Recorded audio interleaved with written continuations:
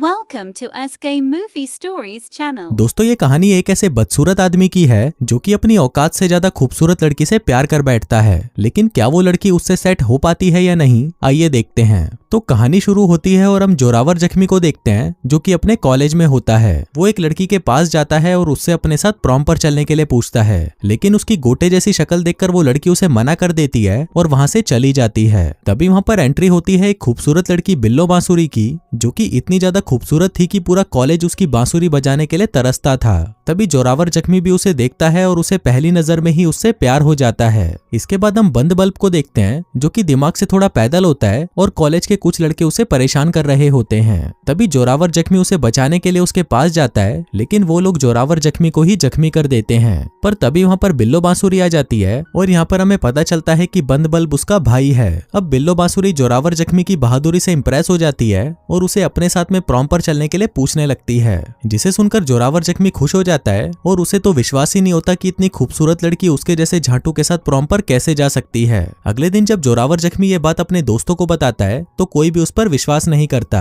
वो कहते हैं कि भाई तू अपने आप को देख, गधे के गोटे भी तेरे से ज्यादा खूबसूरत होते हैं और ये बिल्लो बांसुरी तेरे साथ डेट पर जाना चाहती है। जोरावर जख्मी कहता है कि हाँ, कल रात तुम खुद ही देख लेना जब मैं उसके साथ डेट पर जाऊंगा। फिर अगली रात जोरावर जख्मी तैयार होकर प्रॉम पर जाने के लिए बिल्लो बांसुरी के घर पर आता है। वो उसके घर की घंटी बजाता है और तभी अंदर से एक बहुत ही काला आदमी बाहर आता है और उसे पूछता है कि क्या चाहिए तेरे को।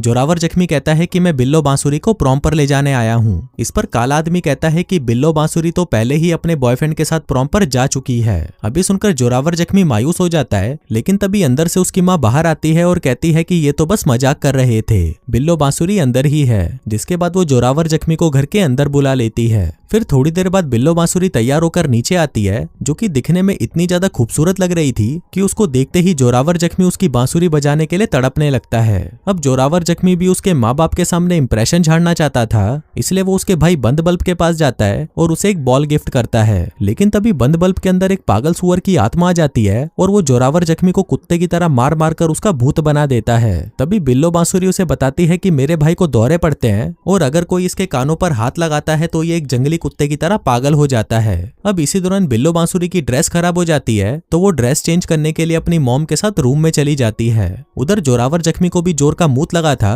तो वो मूतने के लिए बाथरूम में चला जाता है। वो वहां पर मूत ही रहा था कि तभी वो खिड़की के बाहर खड़े हुए दो कबूतरों को देखने लगता है, लेकिन तभी वो कबूतर उड़ जाते हैं और खिड़की के दूसरी तरफ बिल्लो बांसुरी होती है जो कि पूरी नंगी खड़ी थी। अब बिल्लो बांसुरी जोरावर जख्मी को देखकर सोचने लगती है कि शायद ये मेरी बेटी को देखकर अपनी हाथ गाड़ी चला रहा है, लेकिन जोरावर जख्मी कहता है कि ऐसा कुछ नहीं है। इसी दौरान जब वो अपनी पैंट की जिप बंद करने लगता है तो उसका नुन्नू उसकी जिप में फंस जाता है। वो जोर जोर से चिल्लाने लगता है और उसकी चिल्लाने की आवाज सुनकर सभी घर वाले टॉयलेट के बाहर आ जाते हैं। इसके बाद बिल्लो बांसुरी का बाप जोरावर जख्मी की मदद करने के लिए अंदर जाता है, लेकिन जब वो उसके सामान को देखता है तो वो भी हैरान हो जाता है कि इसने ये क्या कर दिया। इसके बाद वो बिल्लो बांसुरी की माँ को वहां बुलाता है। फिर जब वो उसके सामान को देखती है तो वो भी हैरान हो जाती है कि इसने इसको चैन में फंसाया कैसे।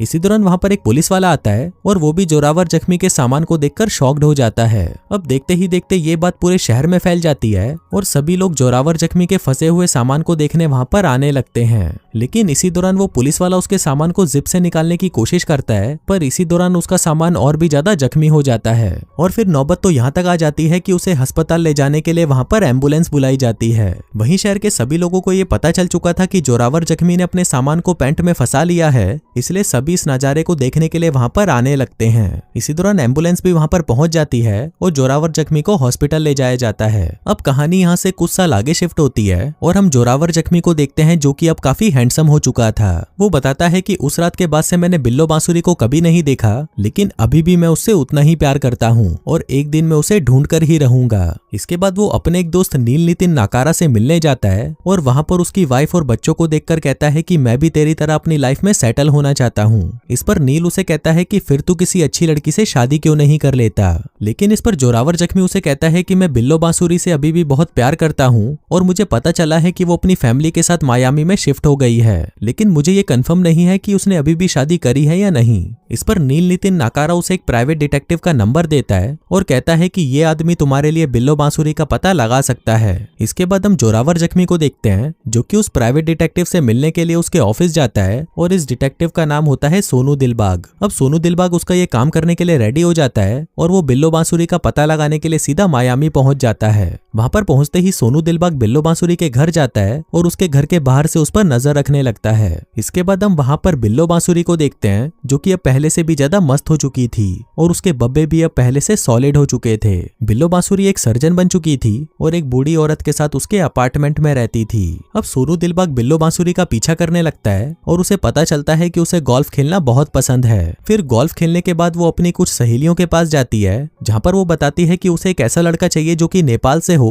और पेशे से एक आर्किटेक्ट हो, और जब तक उसे वैसा लड़का नहीं मिलता तब तक वो अपनी उंगलियों से ही काम चलाने वाली है। उधर सोनू दिलबाग भी बैठा होता है और उसकी सारी बातें सुन रहा होता है। फिर रात को वो बिल्लो बांसुरी की खिड़की से उसे देखने लगता है, जहां पर वो अपने कपड़े उतार रही थी। अब सोनू दिलबाग को उसकी चूचियां नजदीक से देखनी थी, इसलिए वो बड़ी वाली दूरबीन का इस्तेमाल करता है। अब यहाँ पर सोनू दिलबाग को बिल्लो बांसुरी की चूचियां पसंद आ जाती हैं, इसलिए वो भी अब उसकी बांसुरी बजाना चाहता है। फिर अगले दिन सोनू दिलबाग जोरावर जख्मी से मिलता है और उसे झूठ बोल देता है कि बिल्लो बांसुरी की 3-4 आदमियों से शादी हो चुकी है, जिससे उसको 4-5 बच्चे भी हैं। इसके अलावा वो अपाहिज हो चुकी है और व्हील चेयर पर है। अब ये सब बातें सुनकर जोरावर जख्मी मायूस हो जाता है और वहां से चला जाता है। लेकिन रात को जब जोरावर जख्मी बिल्लो बांसुरी की फोटो देखता है तो उसे लगता है कि भले ही उसकी शादी हो चुकी हो, लेकिन वो उसका हालचाल पूछने के लिए उसके पास जरूर जाएगा। इसलिए अगले दिन वो सोनू दिलबाग के पास जाता है, लेकिन यहाँ पर उसे पता चलता है कि सोनू दिलबाग भी अब मायामी शिफ्ट हो रहा है। जोरावर जख्मी उसे पूछता है कि तुम मायामी क्या करने जा रहे हो, तो सोनू दिलबाग उसे कहता है कि उसे वहां पर एक जॉब का ऑफर मिला है। फिर जोरावर जख्मी उसे कहता है कि उसने इस बारे में काफी सोचा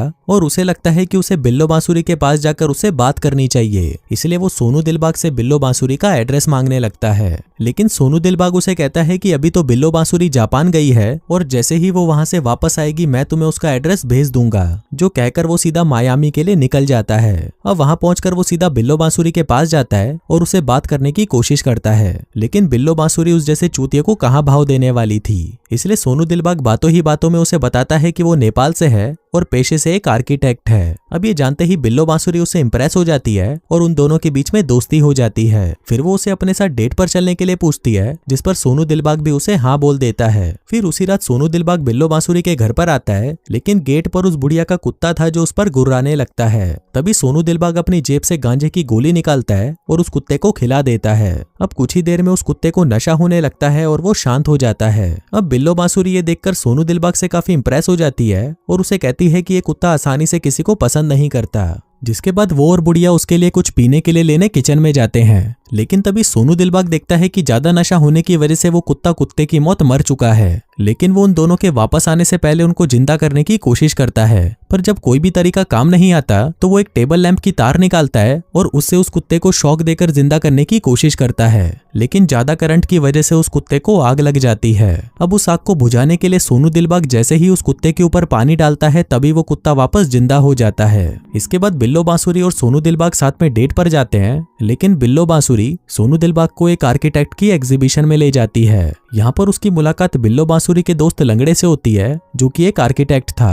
वो सोनू दिलबाग से पूछता है कि अच्छा बताओ तुमने क्या क्या बनाया है। अब सोनू दिलबाग ने बिल्डिंग तो क्या एक टॉयलेट तक नहीं बनाया था, इसलिए वो बात को बदल देता है और बिल्लो बांसुरी को लेकर वहां से चला जाता है। इसके बाद वो दोनों साथ में डिनर पर जाते हैं, जहां पर बिल्लो बांसुरी को भी अब सोनू दिलबाग पसंद आने लगा था। फिर घर जाने से पहले सोनू दिलबाग उससे पूछता है कि क्या वो उसकी चूचियां दबा सकता है, जिस पर बिल्लो बांसुरी उसे हाँ बोल देती है। फिर सोनू दिलबाग उसके पास आता है और उसकी दोनों चूचियों को दबाने लगता है। फिर अगले दिन जब बिल्लो बांसुरी अपने क्लिनिक में होती है तो उसका दोस्त लंगड़ा उसके पास आता है और उसे बताता है कि मैंने सोनू दिलबाग के बारे में पता लगाया था और वो कोई आर्किटेक्ट नहीं है, वो बस तुम्हें चूतिया बना रहा है। वहीं सोनू दिलबाग भी उसके ऑफिस के बाहर ही होता है और एक माइक्रोफोन से उनकी सारी बातें सुन रहा होता है। अब सोनू दिलबाग को जल्दी से इसका सोल्यूशन निकालना था, नहीं तो वो कभी भी बिल्लो बांसुरी की बांसुरी नहीं बजा पाएगा। वहीं दूसरी तरफ हम जोरावर जख्मी को देखते हैं, जिसे अपने एक दोस्त से पता चलता है कि बिल्लो बांसुरी शादीशुदा नहीं है, इसलिए वो अपने एक दोस्त नील नितिन नाकारा के साथ मिलकर बिल्लो बांसुरी से मिलने मायामी चला आता है। उसी रात हम बिल्लो बांसुरी और उसकी सहेलियों को देखते हैं, जो कि छुपकर सोनू दिलबाग की बातें सुन रही थीं। यहाँ पर सोनू दिलबाग जानबूझकर उन्हें अपनी बातें सुनाता है और कहता है कि मैं कोई आर्किटेक्ट नहीं बल्कि मैं एक बहुत बड़ा सोशल वर्कर हूँ, लेकिन मैंने बिल्लो बांसुरी को झूठ बोला क्योंकि मैं उससे प्यार करता करता था। जिसके बाद वो बिल्लो बांसुरी को सब कुछ बताने उसके घर पर आता है, लेकिन बिल्लो बांसुरी उससे अब इतना इंप्रेस हो चुकी थी कि वो उस पर लपक कर उसे चूसने लग जाती है। अगले दिन जोरावर जख्मी भी मायामी पहुंच जाता है और जब वो वहां पर बिल्लो बांसुरी और सोनू दिलबाग को चुम्मा चाटी करते हुए देखता है तो वो उसे गालियां देने लगता है। इसी दौरान बिल्लो बांसुरी का भाई बंद बल्ब जोरावर जख्मी को देख लेता है, जिससे बिल्लो बांसुरी को भी पता चल जाता है कि जोरावर जख्मी यहाँ पर उससे मिलने आया है।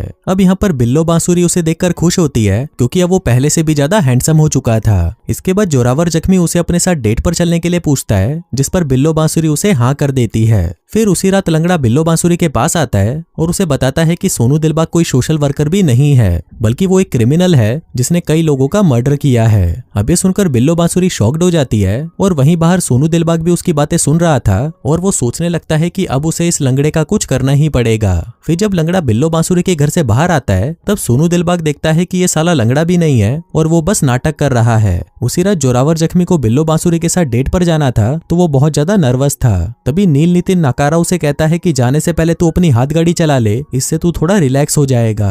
अब नील की बात सुनकर जोरावर जख्मी अपनी हाथ गाड़ी चलाने लगता है, लेकिन जैसे ही उसका माल छूटता है उसी समय बिल्लो बांसुरी भी घर पर आ जाती है। अब अपना माल साफ करने के लिए जोरावर जख्मी जैसे ही नीचे देखता है तो उसका माल वहां पर नहीं होता। जोरावर जख्मी को लगता है कि शायद उसका माल बाथरूम में ही गिरा होगा, इसलिए वो बिल्लो बांसुरी से मिलने के लिए दरवाजा खोलता है। पर इसी दौरान बिल्लो बांसुरी की नजर उसके कान पर पड़ती है जहाँ पर उसका माल चिपका हुआ था। अब उसे लगता है कि शायद ये हेयर जेल है तो वो उसे उतारकर अपने बालों में लगा लेती है। वहीं दूसरी तरफ हम सोनू दिलबाग को देखते हैं जो कि लंगड़े को दबोच लेता है और उसे पीटने लगता है। तभी वहां पर उसे पता चलता है कि ये तो साला कोई आर्किटेक्ट भी नहीं है बल्कि सिर्फ एक डिलीवरी बॉय है। लंगड़ा बताता है कि मैं बिल्लो बांसुरी से बहुत प्यार करता हूँ और जब से मैंने उसे देखा है मैंने हिला हिलाकर अपनी पूरी टंकी खाली कर दी है। वहीं दूसरी तरफ बिल्लो बांसुरी और जोरावर जख्मी साथ में डिनर पर जाते हैं जहाँ पर वो दोनों काफी इंजॉय करते हैं। फिर जोरावर जख्मी उसे बताता है कि वो एक राइटर है और अपनी एक बुक पर काम कर रहा है। उधर वो चूतिए भी उन दोनों की बातें सुन रहे होते हैं और उन्हें लगता है कि अब बिल्लो बांसुरी शायद जोरावर जख्मी को पसंद करने लगेगी।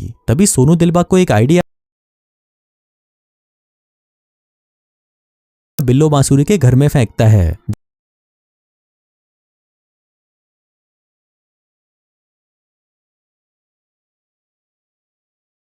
बांसुरी जोरावर जख्मी के साथ मजदूरी करने के लिए उसे अपने घर पर बुलाती है।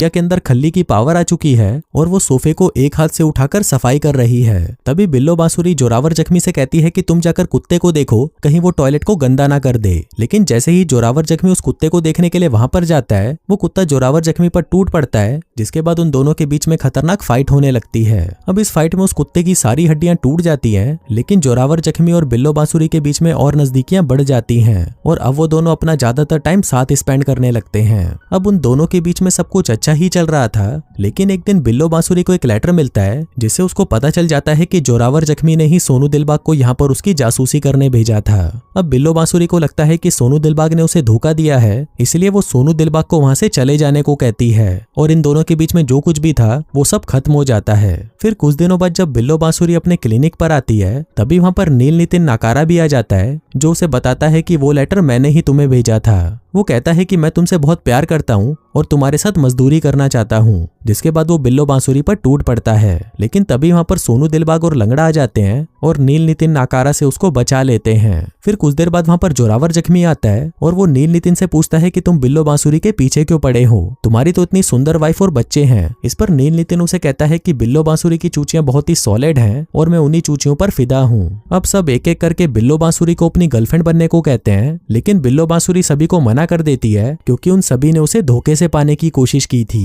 लेकिन तभी वहां पर जोरावर जख्मी एक आदमी को लेकर आता है जो कि बिल्लो बांसुरी का एक्स बॉयफ्रेंड था और वो भी उससे प्यार करता था, जिसके बाद वो उस आदमी को बिल्लो बांसुरी को सौंप देता है और रोता हुआ वहां से चला जाता है। अब वो वहां से जा ही रहा था कि तभी बिल्लो बांसुरी भागते हुए उसके पास आती है और कहती है कि मैं Subscribe our channel for more short movies.